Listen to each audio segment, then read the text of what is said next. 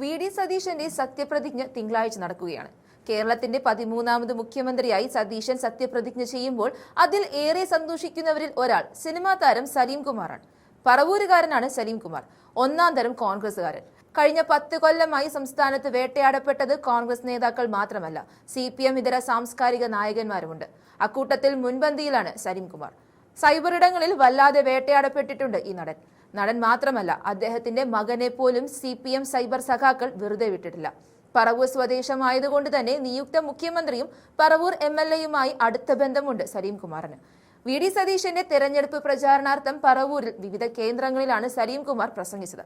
CPM-ന് കണക്കിന് കൊടുത്തുള്ള സലീം കുമാറിന്റെ പ്രസംഗം അന്ന് സമൂഹ മാധ്യമങ്ങളിൽ വൈറലായിരുന്നു. സലീം കുമാറിനെ പോലെ ചില സാംസ്കാരിക പ്രവർത്തകർ എന്നും കോൺഗ്രസിനൊപ്പമാണ് നിന്നിട്ടുള്ളത്.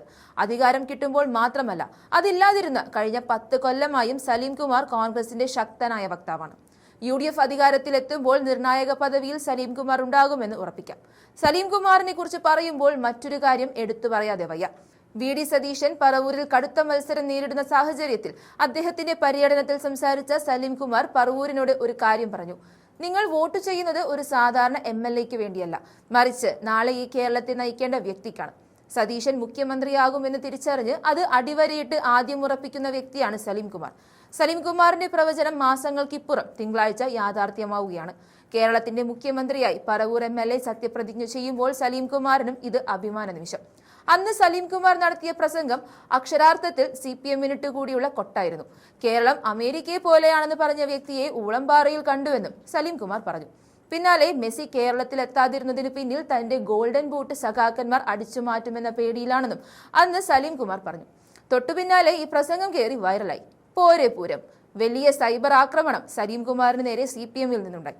വീണ്ടും രംഗത്ത് വന്ന സലീം കുമാർ സഖാക്കന്മാരോട് പറഞ്ഞത് ഒറ്റ കാര്യമാണ്: പോയി പണി നോക്കണം. തന്റെ മായാവി എന്ന സിനിമയിലെ സുപ്രസിദ്ധ ശൈലിയിൽ പോടാ എന്നും സലീം കുമാർ പറയുന്നുണ്ട്.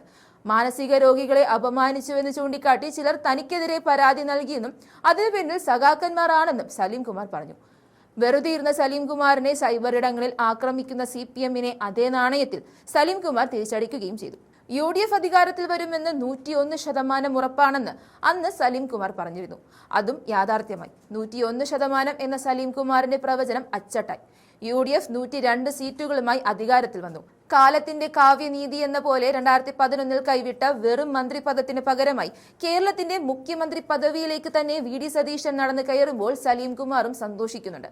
ഭരണ തുടർച്ചയുടെ 10ാം വർഷത്തിൽ അജയ്യർ എന്ന് വിശേഷിപ്പിക്കപ്പെട്ട LDF സർക്കാരിനെ തകർത്ത് UDF-നെ വമ്പിച്ച വിജയത്തിലേക്ക് നയിച്ചതിൽ വി.ഡി. സതീശന് ഇടം വലം നിന്ന വ്യക്തി കൂടിയാണ് സലീം കുമാർ.